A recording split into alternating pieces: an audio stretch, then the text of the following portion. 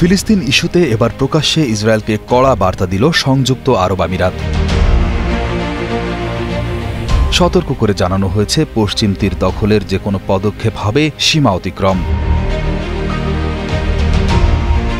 সীমা অতিক্রম করলে ইসরায়েলের সাথে আব্রাহাম চুক্তি হুমকির মুখে পড়বে। এই প্রকাশ্য বার্তার পর নেতানিয়াহু পশ্চিম তীর দখলের সিদ্ধান্ত থেকে কিছুটা পিছিয়ে এসেছেন।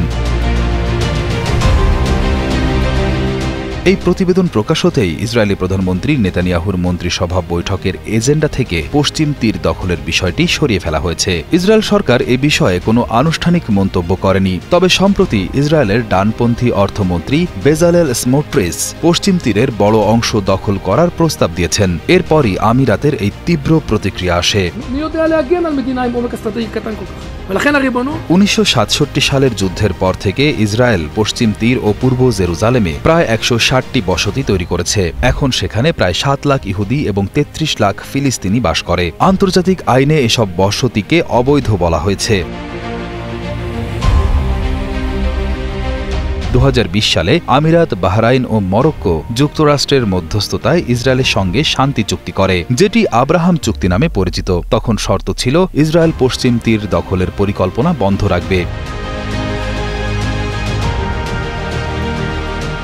সম্প্রতি সৌদি আরবও এই চুক্তিতে যুক্ত হতে চেয়েছিল।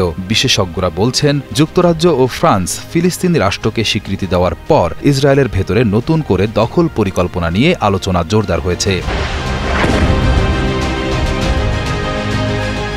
স্মোট্রিচ এক সংবাদ সম্মেলনে একটি মানচিত্র দেখান। সেখানে দেখা যায় পশ্চিম তীরের প্রায় 82% এলাকা ইসরায়েলের দখলে যাবে। বাকি 18% থাকবে কিছু ফিলিস্তিনি শহরের আশেপাশে, যেমন জেনিন, নাবলুস, রামাল্লা বা হেব্রন। কিন্তু বেথলেহেম সহ অনেক শহর বাদ পড়বে।